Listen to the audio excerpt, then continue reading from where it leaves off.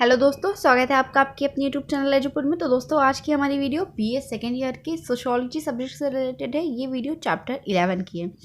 Chapter 10 तक की video already channel पे अपलोडेड है। अगर आपने नहीं देखी है तो आप विजिट करके चैनल पर देख सकते हैं। आज का हमारा टॉपिक है सामाजिक परिवर्तन के सिद्धांत। तो देखिए, सोशल चेंज यानी सामाजिक परिवर्तन से रिलेटेड बहुत सारी वीडियोज़ में हमने बात की है कि बेसिकली सामाजिक परिवर्तन क्या होता है, कि समाज को इस परिवर्तित करने से, तो किस वे में परिवर्तित करने से, समाज को अच्छे इन अ गुड वे में हम जब ट्रांसफॉर्म करते हैं, चेंज करते हैं, तो उससे सामाजिक परिवर्तन कहते हैं। यानी समाज को ऑर्गेनाइज करना और उससे डेवलपमेंट के जो फुटप्रिंट्स होते हैं ना, यानी जो पथ होते हैं, उन्हें विकसित करना, उन्हें आगे और ज़्यादा डेवलप करना। तो सामाजिक परिवर्तन के जो सिद्धांत हैं वो समाज के इन्हीं जो अवस्थाएं हैं, समाज के जो ये नियम्स वगैरह हैं, इन्हीं को ध्यान में रखकर बनाए गए हैं। तो ये कहा गया कि सामाजिक परिवर्तन के जो सिद्धांत है, अगर उसके बारे में बात करें तो जो सामाजिक परिवर्तन है तो उसका गुड वे में डेवलप होना सामाजिक परिवर्तन कहलाता है। तो ये गुड कि जो ये परिवर्तन हो रहा है, डेवलपमेंट हो रहा है, ये किस वे में हो रहा है, किस दिशा में हो रहा है, कितनी मात्रा में हो रहा है, कितनी गति से हो रहा है। तो जो ये सारे प्रश्न है ना, इन सब के क्वेश्चन को हल करने के लिए प्राचीन काल में अलग अलग विद्वानों ने अपने मत व्यक्त किए और उन मतों को सिद्धांत के रूप में, यानी उससे सिद्धांत का मतलब क्या होता है, जिसका अंत सिद्ध हो जाए, अंत हम सिद्ध कर दें। तो उन्होंने अपने जो मत थे उसको सिद्ध किया, तो वो सिद्धांत का रूप बन गया।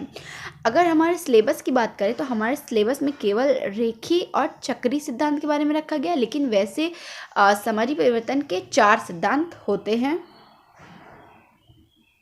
पहला है सामाजिक परिवर्तन के डार्विनवादी सिद्धांत, दूसरा सामाजिक परिवर्तन के चक्रीय सिद्धांत, तीसरा सामाजिक परिवर्तन के एक रेखी बहुत रेखी उद्विकास सिद्धांत और चौथा है सामाजिक परिवर्तन के पार्सन्स का बहुविकास सिद्धांत। डार्विनवादी सिद्धांत की बात करें तो जो डार्विन थे, चार्ल्स डार्विन थे, इन्होंने बायोलॉजी में जो अपना सिद्धांत दिया है ये उससे रिलेटेड है। यानी जब एक जो जीव होता है वो अपने जीवन यापन के लिए जूझता रहता है, निरंतर जूझता रहता है, जब तक वो स्ट्रगल करता रहता है तब तक उसका जीवन चलता रहता है। इन्होंने कहा डार्विनवाद के अनुसार जब वो स्ट्रगल करना रोक देता है तो उसका जीवन समाप्त हो जाता है। तो उन्होंने कहा कि जो समाज में रहने वाले व्यक्ति है वो भी अपनी आवश्यकताओं के पूर्ति के लिए निरंतर जूझते रहते हैं, निरंतर स्ट्रगल करते रहते हैं। तो उन्होंने अपने मत को व्यक्त करते हुए सामाजिक परिवर्तन के डार्विनवादी सिद्धांत का प्रतिपादन किया।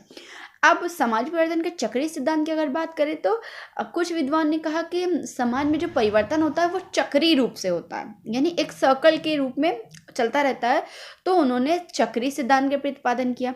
सामाजिक परिवर्तन के एक रेखीय और बहुरेखीय विकास सिद्धांत की अगर बात करें तो कुछ विद्वानों ने कहा कि समाज का जो परिवर्तन होता है ना वो एक सीधी रेखा में होता है, यानी स्ट्रेट फॉर्म में होता है। तो उन्होंने रेखीय और उद्विकास रेखीय जो सिद्धांत का अपने मत को उसका सिद्ध अंत कि अंत को सिद्ध किया। तो एक रेखीय और बहुरेखीय उद्विकास का सिद्धांत का प्रतिपादन हो गया। अगर सामाजिक परिवर्तन के पार्सन्स के उद्विकास कि बहुविकास या उद्विकास सिद्धांत की अगर बात करें तो उन्होंने समाज में होने वाले उद्विकास से रिलेटेड अपनी मत व्यक्त किया और उन मतों का अंत भी सिद्ध किया। तो इसलिए इनके जो सामाजिक परिवर्तन के पार्सन्स के सिद्धांत है उसे सामाजिक उद्विकास का सिद्धांत भी कहते हैं। अब अपने सिलेबस पे आते हैं तो हमारे सिलेबस में केवल सामाजिक परिवर्तन के चक्रीय सिद्धांत और एक रेखीय यानी लाइनर सामाजिक थ्योरी के बारे में है। तो केवल इन्हीं के बारे में, तो हम केवल इन्हीं दोनों के बारे में डिटेल में पढ़ेंगे। वीडियो को एकदम लास्ट तक ज़रूर देखिएगा। आपके विषय से रिलेटेड सिलेबस की वीडियो भी डली हुई है, तो आप लोग प्लेलिस्ट से उसे भी चेक कर सकते हैं। सिलेबस नहीं क्लियर रहेगा तो आपको कंसेप्ट कभी क्लियर नहीं होगा। आप सिलेबस देखिए, सिलेबस देखकर उसके अकॉर्डिंग ही अपने पेपर को एग्ज़ाम के लिए तैयार कीजिए, तभी पूरा सिलेबस आप कवर कर पाएंगे और एग्ज़ाम में अच्छे मार्क्स भी ला पाएंगे। अब बात करते हैं हमारे चक्रीय सिद्धांत के बारे में, जो कि हमारे सिलेबस का पहला टॉपिक है। समाज में सामाजिक परिवर्तन से संबंधित कई सिद्धांतों का प्रतिपादन किया गया, जिसमें चक्रीय सिद्धांत भी एक है। चक्रीय सिद्धांतकारों का मत है कि समाज में परिवर्तन का एक चक्र चलता है, हम जहाँ से प्रारंभ होते हैं घूम फिर कर पुनः वहीं पहुँच जाते हैं। इस प्रकार के विचारों की प्रेरणा विद्वानों को संभवतः प्रकृति से मिली होगी। यानी जो चक्रीय सिद्धांत है उसका इन्होंने किस कॉन्सेप्ट से किस प्रोस्पेक्टिव से कॉन्सेप्ट रखा कि इन लोगों ने कहा कि समाज में जो परिवर्तन होता है उसका एक चक्र चलता रहता है, हम जहाँ से प्रारंभ करते हैं घूम फिर कर पुनः वही पहुँच जाते हैं। यानी चक्रीय सिद्धांतकारों का मत है कि समाज परिवर्तन का निरंतर एक चक्र चलता रहता है, हम जहाँ से शुरू करेंगे घूम फिर कर वहीं पहुँच जाएंगे। तो इस प्रकार के विचार से हम देखते हैं कि जैसे कि हमारे प्रकृति में ऋतुओं का, मौसमों का चक्र चलता रहता है, सर्दी है, गर्मी है, बारिश है, ये क्या है, एक के बाद आती रहती है। तो इस प्रकार रात के बाद दिन, दिन के बाद रात आता है, तो इसी तरह से ये भी चक्र चलता रहता है। तो इन लोगों ने कहा कि जो चक्रीय सिद्धांत है ना, इसको प्रकृति से रिलेटेड कर दिया कि जैसे कि हमारे मौसम में चेंजेस आते हैं, प्रकृति में चेंज आते हैं, तो ये सब कुछ एक चक्र के रूप में चलता है। जैसे कि एक मनुष्य जन्म लेता है और मृत्यु तक विभिन्न तरह के स्टेप्स, पड़ाव से गुजरता है। तो हम जन्म लेते हैं, बड़े होते हैं, मतलब टीनेज होते हैं, बूढ़े हो जाते हैं, फिर मर जाते हैं। तो मरने से लेकर जन्म लेने तक जो ये चक्र चलता रहता है ना, मतलब कि परिवर्तन के चक्र को भी इन लोगों ने इसी से रिलेट किया और कहा कि इनके मत के अनुसार समाज में जो कुछ भी होता है ना, इन्हीं चक्र के अंतर्गत होता है। इस प्रकार चक्रीय सिद्धांतकार सामाजिक परिवर्तन को जीवन चक्र के रूप में देखते हैं। चक्रीय सिद्धांतकारों में स्पेगलर, टाइनबी, पैरेटो एवं सोरोकिन प्रमुख है। यानी कि ये जो स्पेगलर हैं, टाइनबी, पैरेटो, इन लोगों ने चक्रीय सिद्धांत का सपोर्ट किया। स्पेगलर की यदि बात करें तो सामाजिक परिवर्तन के बारे में जर्मन विद्वान ऑसवाल्ड स्पेगलर ने 1918 में अपनी पुस्तक the decline of the west में अपना चक्रीय सिद्धांत प्रस्तुत किया। इस पुस्तक में उन्होंने सामाजिक परिवर्तन के उद्विकास सिद्धांतों की आलोचना की और कहा कि परिवर्तन कभी भी एक सीधी रेखा में नहीं होता। स्पेगलर का मत है कि सामाजिक परिवर्तन का एक चक्र चलता है, हम जहाँ से आरंभ होते हैं घूम फिर कर वहीं पहुँच जाते हैं। यानी स्पेगलर ने अपने सिद्धांत का प्रतिपादन किया, मतलब कि ये ओसवाल्ड स्पेगलर इनका नाम है। इन्होंने अपनी पुस्तक the decline of the west में चक्रीय सिद्धांत का प्रतिपादन किया, प्रस्तुत किया और कहा कि परिवर्तन कभी भी एक सीधी रेखा में नहीं होता, ये एक चक्र के अंतर्गत चलता रहता है, मनुष्य जहाँ से शुरू करता है पुनः वहीं पहुँच जाता है। तो इन्होंने उदाहरण भी दिया कि मनुष्य जन्म लेता है, युवा होता है, वृद्ध होता है और मर जाता है और फिर जन्म लेता है, यही चक्र जीवन भर चलता रहता है। तो इस प्रकार से इन्होंने चक्रीय सिद्धांत के बारे में बताया। यदि स्पेगलर के सिद्धांत की समालोचना करें तो हम ये पाएंगे कि स्पेगलर ने अपने सिद्धांत को सिद्ध करने के लिए बहुत से लोगों को अपनी ओर अट्रैक्ट किया, लेकिन बहुत कम ही लोग थे जिन्हें वो अपनी तरफ कर पाए। यानी बहुत ही कम लोग थे जिन्होंने इनके सिद्धांत को स्वीकार किया। स्पेगलर ने संस्कृति और सभ्यता की तुलना भी सावयव तत्व से की और इस कारण भी सावयव तत्व से संस्कृति और सभ्यता की तुलना करने के कारण भी लोगों ने इस सिद्धांत को एक्सेप्ट नहीं किया। स्पेगलर ने ऐतिहासिक तथ्य को तोड़ मरोड़ कर, मतलब जो उनके साइड में पुष्टि थी उनकी मतलब की पुष्टि करने की कोशिश की, अपने सिद्धांत को यानी अपने मतों को, उनके अंत को सिद्ध करने के बहुत सारे प्रयास किए, लेकिन उनके पक्ष में बहुत ही कम लोग आए और इस तरह से उनका सिद्धांत पूरी तरह से वैज्ञानिक नहीं कहलाता, क्योंकि उनके सिद्धांत में बहुत सारी ऐसी कमियां लोगों ने पाई जो कि अमान्य थी। अब बात करते हैं टाइनेबी का चक्रीय सिद्धांत के बारे में। टाइनेबी एक प्रसिद्ध इतिहासकार हैं। उन्होंने विश्व की लगभग 21 सभ्यता एवं संस्कृति का गहन अध्ययन किया। टाइनेबी के चक्रीय सिद्धांत का सामाजिक परिवर्तन की चुनौती एवं प्रत्युत्तर का सिद्धांत भी कहा जाता है। परिवर्तन की इस चुनौती का सामना करने के लिए अनुकूलन की आवश्यकता होती है। इस चुनौती का सामना करने के लिए मानव की अपनी नवी संस्कृति की रचना करता है, पुनः सामाजिक समस्या इस तरह पैदा होती है। यानी टाइनेबी के जो चक्रीय सिद्धांत है, इसके अनुसार सबसे पहले तो टाइनेबी एक हिस्टोरिक पर्सन थे, ये एक इतिहासकार थे। तो इन्होंने 21 सभ्यता और संस्कृति का गहन अध्ययन का मतलब है डीपली, यानी बहुत ज़्यादा डीप में जाकर हर 21 संस्कृति और सभ्यताओं का अध्ययन किया, उनके बारे में जाना, वहाँ की रीति रिवाज, परंपराएं, लोगों की सोच, कल्चर, सब के बारे में इन्होंने जाना बहुत ज़्यादा डीपली।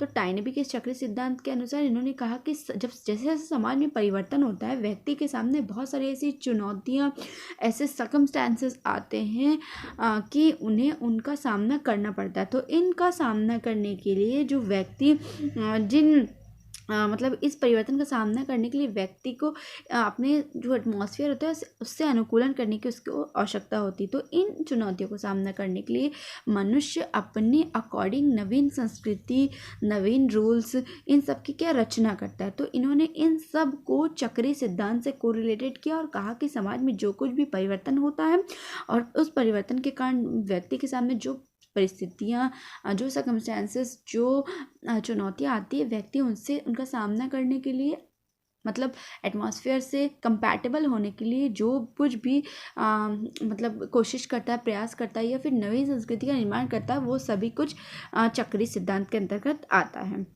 यानी जो समाज चुनौती पर विजय प्राप्त कर लेता है वो जीवित रहता है और जो समाज इन समस्याओं के सामने झुक जाता है वो समाज नष्ट हो जाता है। इस प्रकार कुछ समाजों की प्रगति और कुछ सामाजिक विकास की प्रक्रिया लगातार चलती रहती है। यानी इनके इस सिद्धांत के अनुसार इन्होंने जो ये मतलब अपने मतों को व्यक्त किया तो इसका जो अंत सिद्ध किया, तो उन्होंने कहा कि व्यक्तियों के सामने बहुत सारी परिस्थितियाँ उत्पन्न होती हैं, बहुत सारी चुनौतियाँ आती हैं। तो व्यक्ति जब इन चुनौतियों का सामना करता है, उनसे लड़ने के प्रयास में मतलब कि लगा हुआ रहता है प्रतिदिन, तो ये नवीन नवीन संस्कृतियों का मतलब कि उन्हें इन्वेंट करता है, उनकी रचना करता है। तो जब उनका कहना है कि जब व्यक्ति इन समस्याओं से लड़ता रहता है, जैसे समस्याएं पैदा होती हैं, चुनौतियों का सामना वो करता रहता है, उनसे लड़ता रहता है, उन पर विजय प्राप्त कर लेता है, यानी सक्सेसफुल हो जाता है, जीत जाता है, तो इसका मतलब है कि वो जीवित है। और जो समाज इन समस्याओं से जूझता रहता है या झुक जाता है तो उनका विनाश हो जाता है। तो टाइनेवी के इस सिद्धांत के अनुसार समाज मतलब कि विश्व में ऐसे भी समाज है जो मतलब कि कहीं ना कहीं पे प्रगति और कहीं पे विकास की प्रक्रिया से हमेशा गुजरते रहते हैं। तो टाइनेवी के सिद्धांत वैज्ञानिकता से दूर एक दार्शनिक सिद्धांत लगता है, क्योंकि टाइनेवी स्पेगलर की तुलना में अधिक आशावादी हैं। उन्होंने परिवर्तन की समाजशास्त्रीय व्याख्या करने का प्रयास किया, यानी बताया कि परिवर्तन के अकॉर्डिंग जो चुनौतियाँ वगैरह उत्पन्न होती है, व्यक्ति उनसे लड़ता है, जीत जाता है तो वो विजय प्राप्त कर लेता है, जीवित रहता है, और जब वो हार जाता है तो विनाश हो जाता है। तो ये पूरी तरह से आशावादी है, वैज्ञानिकता से इसका कोई संबंध नहीं है। अब बात करते हैं पैरेटो के चक्रीय सिद्धांत के बारे में। तो विल्फ्रेड पैरेटो ने सामाजिक परिवर्तन का चक्रीय सिद्धांत, जिसे अभिजात वर्ग के परिभ्रमण का सिद्धांत भी कहा जाता है, इसका इन्होंने इजाद किया, यानी इसका प्रतिपादन अपनी पुस्तक माइंड एंड सोसाइटी में किया। उन्होंने अब सामाजिक परिवर्तन के वर्ग व्यवस्था में होने वाले चक्रीय परिवर्तन के आधार पर समझाया। यानी इन्होंने सामाजिक परिवर्तन में जो वर्ग व्यवस्था में, अब इन्होंने जो मतलब कि पैरेटो ने जो अपना सिद्धांत बताया, उन्होंने क्या कहा, सामाजिक परिवर्तन की जो वर्ग व्यवस्था है ना, उसमें जो चक्रीय परिवर्तन होता है उसके आधार पर इन्होंने अभिजात वर्ग के मतलब कि जो परिवर्तन होते हैं उसे रखा। तो उनका मत है कि समाज में हमें दो वर्ग दिखाई देते हैं, उच्च या अभिजात वर्ग। तो ये दोनों वर्ग स्थिर नहीं, वरन इनमें परिवर्तन का चक्रीय क्रम पाया जाता है। यानी इनके अनुसार समाज में दो तरह के वर्ग होते हैं, एक हाई लेवल के होते हैं और एक अभिजात वर्ग के होते हैं। तो ये दोनों वर्ग स्थिर नहीं होते, कभी भी जो अमीर व्यक्ति है वो गरीब हो सकता है, जो गरीब है वो अमीर हो सकता है। तो ये इनमें जो परिवर्तन होता है वो क्या है, चक्री सर्कल मूवमेंट में, यानी चक्रीय क्रम में होता रहता है। तो निम्न वर्ग के व्यक्ति अपने गुण एवं कुशलता से में वृद्धि करके अभिजात वर्ग में सम्मिलित हो जाते हैं। अभिजात वर्ग के लोग कुशलता में योग्यता धीरे धीरे हास होने लगता है और वे अपने गुणों को खो देते हैं, इस प्रकार भ्रष्ट हो जाता है।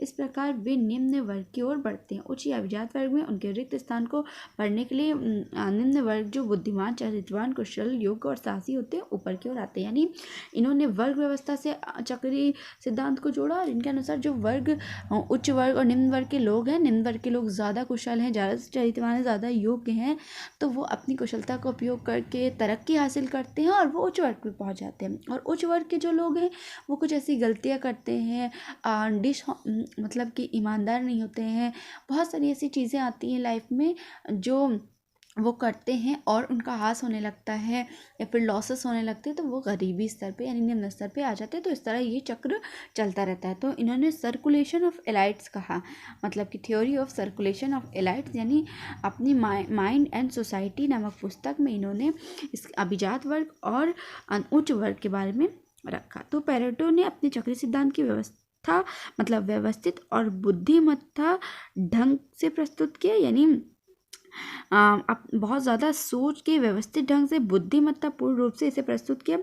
फिर भी उन कारणों को ये स्पष्ट नहीं कर पाए, यानी उन कारणों को ये स्पष्ट करने में असमर्थ रहे जो वर्गों की स्थिति को परिवर्तित करते हैं। यानी इन्होंने क्लियरली अपने सिद्धांत के द्वारा नहीं बताया कि आखिर वो मेन कौन से कारण हैं जो इन वर्गों को उच्च से निम्न और निम्न से उच्च वर्ग की ओर लाते हैं। तो पूरी तरह से ये भी सिद्धांत नहीं वैलिड है। अब बात करते हैं सोरोकिन का सिद्धांत, जो कि हमारा लास्ट सिद्धांत है। सोरोकिन के अनुसार सामाजिक परिवर्तन की गति एक घड़ी के पेंडुलम की तरह होती है, अर्थात परिवर्तन की 3 स्थितियां होती हैं। इस परिवर्तन की सारी प्रक्रिया इन्हीं 3 स्थितियों के बीच होती है। इन्होंने समाज के 3 तरह की संस्कृति को स्वीकार किया। ये 3 संस्कृतियाँ भौतिक संस्कृति या चेतनात्मक संस्कृति, भावात्मक संस्कृति एवं आदर्शात्मक संस्कृति। यानी सोरोकिन, देखिए स्पेगलर ने क्या किया, स्पेगलर ने अपने सिद्धांत के द्वारा बताया कि व्यक्ति एक जगह से मतलब कि घूमता रहता है, जहाँ से शुरू होता है फिर वहीं एक बार पहुँच जाता है, उन्होंने बताया।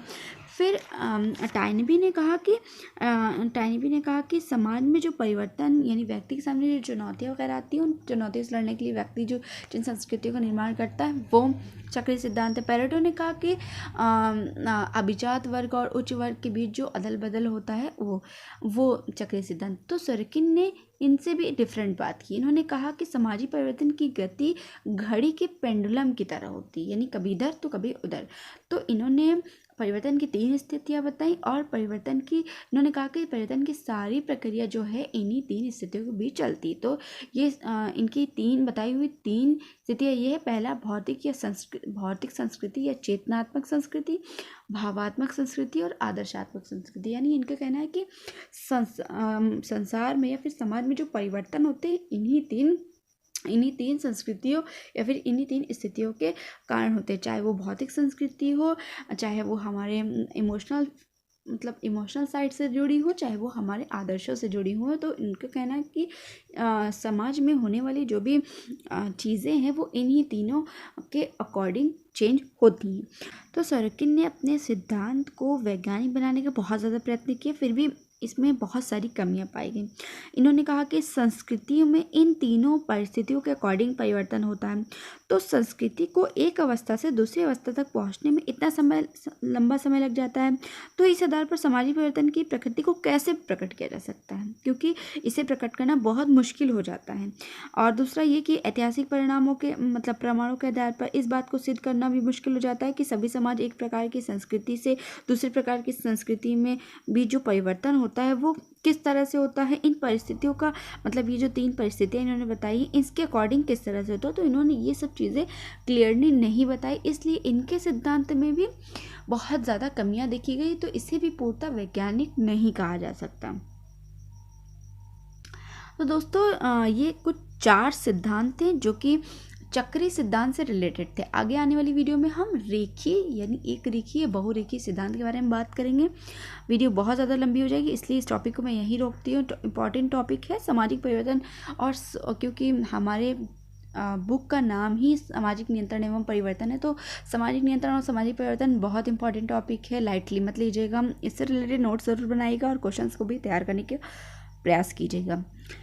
चलिए मिलते हैं नेक्स्ट वीडियो में, तब तक के लिए अपना खूब ख्याल रखिए। वीडियो अच्छी लगे तो लाइक कर दीजिए, अपने दोस्तों के साथ शेयर कर दीजिए, चैनल पे नए हैं तो सब्सक्राइब करके बेल आइकन को ज़रूर से प्रेस कीजिए, जिससे आपको मेरी आने वाली अन्य वीडियोस की नोटिफिकेशंस भी बराबर मिलती रहे। वीडियो हमारी कैसी लगती है आपको कमेंट करके ज़रूर बताइएगा।